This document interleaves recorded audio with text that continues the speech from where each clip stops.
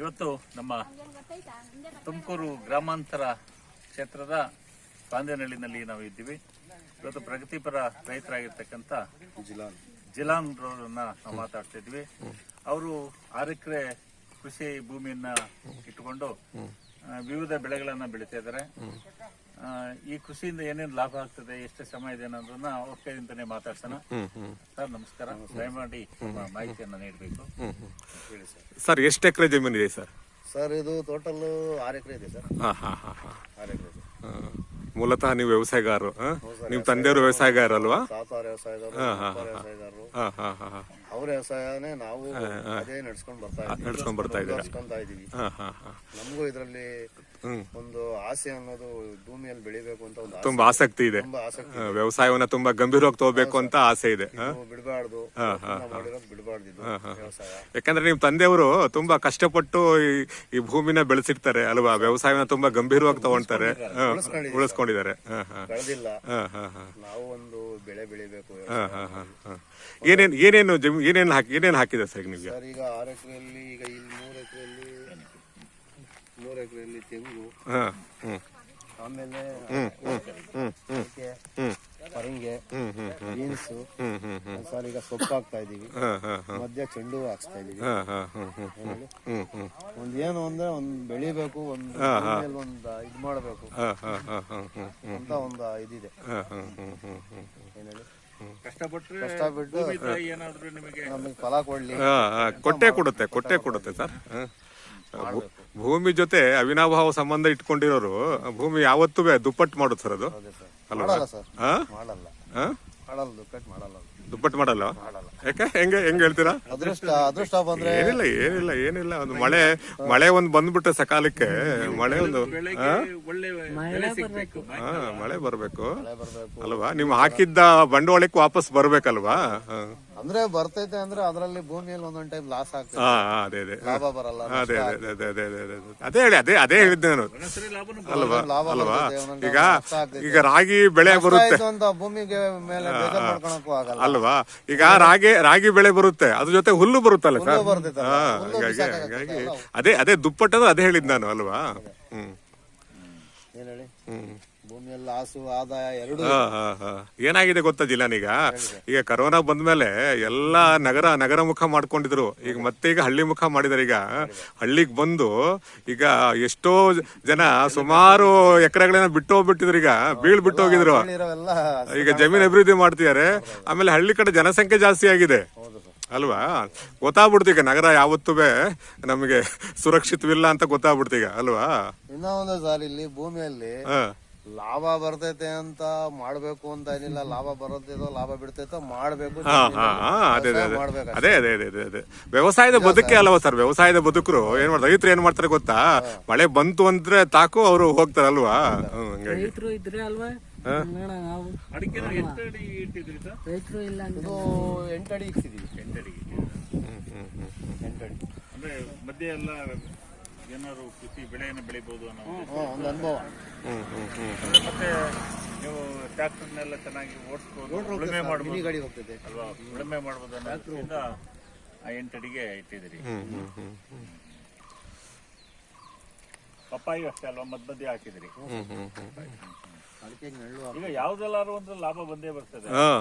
ಈಗ ನಾನು ಬೀನ್ಸ್ ಬರ್ಲಿಲ್ಲ ಅಂದ್ರೆ ಪಪ್ಪಾಯಿ ಒಂದೇ ನಿಮ್ ಮಾಡಿಲ್ಲ ನಾನು. ಎಲ್ಲ ಬೆಳೆಗಳನ್ನ ಅಡಿಕೆ ಒಂದೇ ನಿಮ್ ಮಾಡಿಲ್ಲ. ಅಡಿಕೆ ಬರೋವರೆಗೂ ಯಾವ್ದ್ರಲ್ಲಿ ಲಾಭ ಬರ್ತೈತೋ ಯಾವ್ದ್ರಲ್ಲಿ ನಷ್ಟ ಆಗ್ತೈತೋ ಅನ್ನೋದು ಗೊತ್ತಿಲ್ಲ. ಎಲ್ಲಾ ತರ ಮಾಡ್ತೀವಿ. ಅಥವಾ ಬೀನ್ಸ್ ಅಲ್ಲಿ ಬರ್ಬೋದು, ಪರಂಗಿಯಲ್ಲಿ ಬರ್ಬೋದು, ಅಥವಾ ಸೊಪ್ಪಿನಲ್ಲಿ ಬರ್ಬೋದು.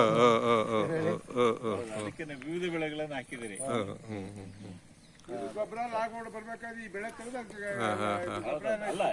ಇವೆಲ್ಲ ಮಾಡೋದ್ರಿಂದನೇ ಅಡಿಕೆಗೆ ಇನ್ನೂ ಸಿಗ್ತದೆ, ಮಾಡ್ದಂಗೆ ಆಗ್ತದೆ. ಇನ್ನು ಅಲ್ಲ, ಪೌಷ್ಟಿಕವಾಗಿರ್ತಕ್ಕಂಥ ಗೊಬ್ಬರ ಸಿಗುತ್ತೆ ಅದಕ್ಕೆ.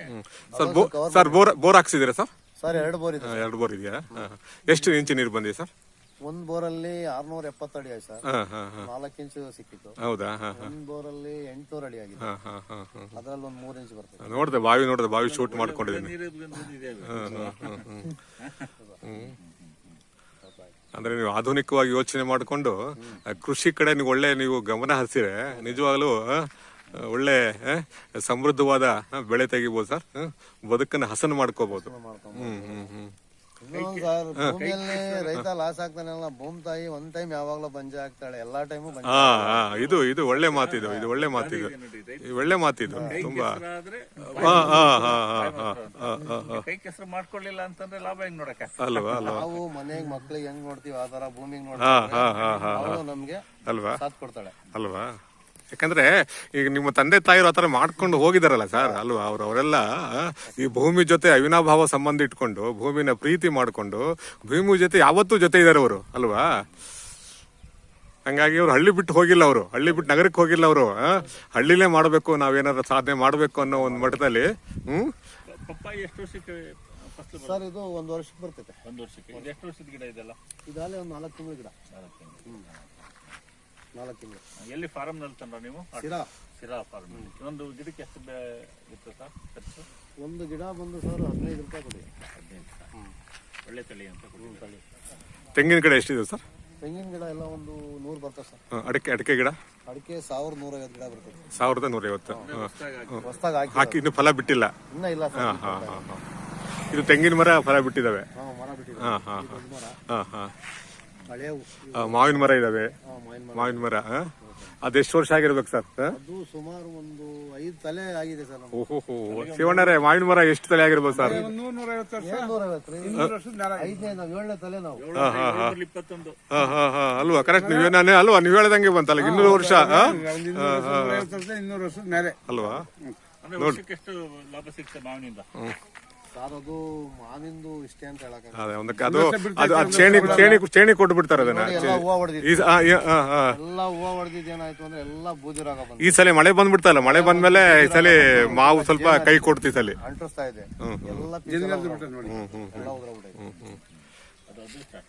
ಸರ್, ಹೈನುಗಾರಿಕೆ ಮಾಡಿ ಸರ್, ಕುರಿ ಮೇಕೆ ಫಾರಂ ಮಾಡಿ, ಹೈನುಗಾರಿಕೆ ಮಾಡಿ, ಜೇನು ಸಾಕಾಣಿಕೆ ಮಾಡಿ, ಅಣಬೆ ಕಾರ್ಯಕ್ರಮ ಮಾಡಿ, ದಯಮಾಡಿ ಮಾಡಿ. ಯಾಕಂದ್ರೆ 6-7 ಎಕರೆ ಜಮೀನ್ ಅಂದ್ರೆ ತುಂಬಾ ಏನ್ ನಿಮ್ಮ ಕನಸುಗಳನ್ನ ನೀವು ಕವರ್ ಮಾಡ್ಕೊಂಡ್ಬಂದು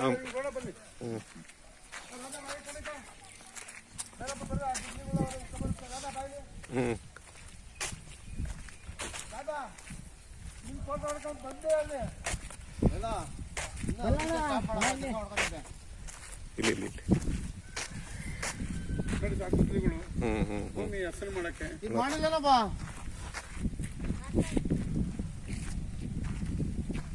ಸೊಪ್ಪು ಚಲ್ತಾ ಇದೆ ಸರ್ ಸೆಂಟ್ರಲ್ಲಿ. ಹೌದಾ? ವೇಸ್ಟ್ ಇರಬಾರ್ದು ಭೂಮಿ ಅಂತ.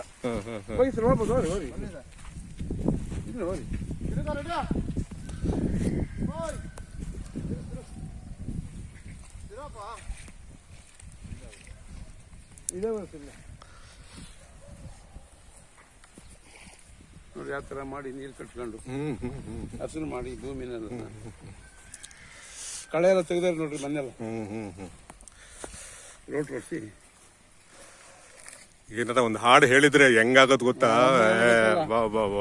ಹಾಡು ಹೇಳಿದ್ರೆ ಒಂದ್ ಬಿತ್ತನೆ ಹಾಡು ಯಾವ್ದಾರ ಒಂದ್ ಸೋಬಾನೆ ಪದಾನೋ ಯಾವ್ದಾರ ಹೇಳಿದ್ರೆ ಇವ್ರಿಗಾಗಿ ಸರ್ ಮೊದಲು ನಮ್ಮ ರೈತ. ಹೌದಾ? ಬೈಚಾಪುರ ಬರ್ಲಿ. ಒಂದು ಹಾಡು ಹೇಳಿದ್ರೆ ಭಾರಿ ಚೆನ್ನಾಗಿರೋದು. ಸೋಬಾನೆ ಪದ. ನಾನು ಆ ಕಡೆ ಎಲ್ಲ ಶೆಟ್ಟಿಹಳ್ಳಿ ಶೆಟ್ಟಿಹಳ್ಳಿ ಮತ್ತು ಗೂಳರವೆ ಕಡೆ ಎಲ್ಲ ಹೋಗಿದ್ದೆ.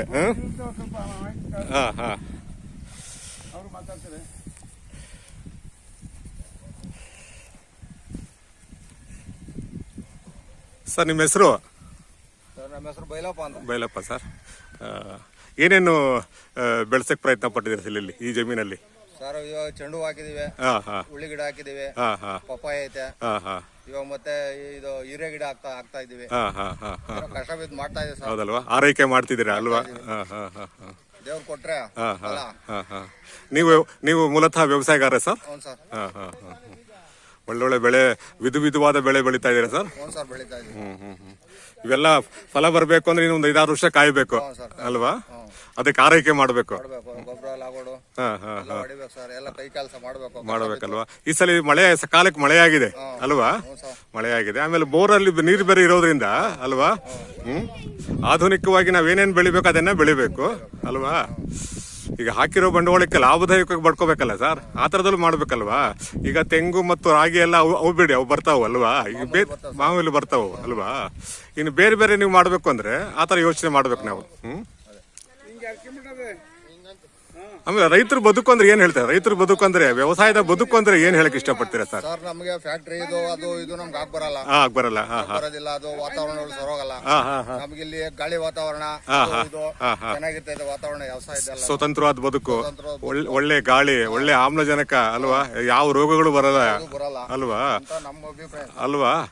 ಶ್ರಮದ ಬದುಕು, ಬೆವರು ಹೋಗ್ಬಿಡುತ್ತೆ ಅಲ್ವಾ? ಯಾಕಂದ್ರೆ ಈಗ ಕರೋನಾ ಕಾಲಘಟ್ಟದಲ್ಲಿ ಅಲ್ವಾ, ಹಿಂಗಾಗಿ ಬೆವರು ಹೋಗ್ಬಿಟ್ರೆ ಕಾಯಿಲೆನೆ, ಸುಮಾರು ಕಾಯಿಲೆ ಹೋಗ್ಬಿಡ್ತಾವಲ್ಲ ಸರ್ ಅಲ್ವಾ?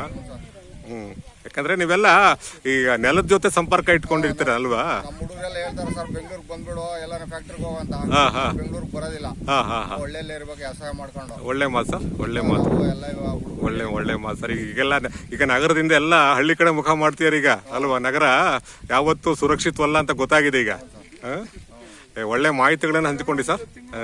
ತಮ್ಗೆಲ್ಲ ಧನ್ಯವಾದಗಳು ಸರ್. ನಮಸ್ಕಾರ.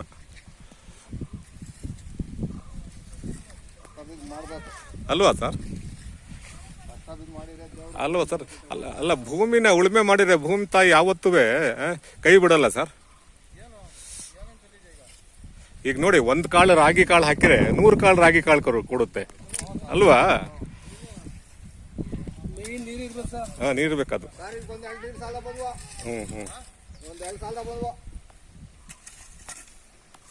ಸ್ವಲ್ಪ ಬಿಡ್ತೀರಾ?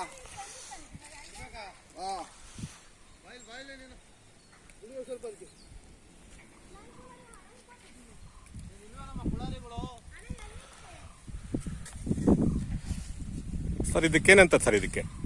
ಇದಕ್ಕೆ ಈ ಪರಿಕರಕ್ಕೆ ಏನಂತಾರೆ ಇದಕ್ಕೆ? ಅದು ಮುಳ್ಳಲ್ವೇ, ಕೈಗುದ್ಲಿನಾ? ಅಂದ್ರೆ ಈ ನೆಲ ಹದ ಮಾಡೋದು. ಅಲ್ವಾ? ನಾವು ಮಾಡಿದ್ವಲ್ಲ ಅವತ್ತು ಕೈಗುದ್ಲಿ.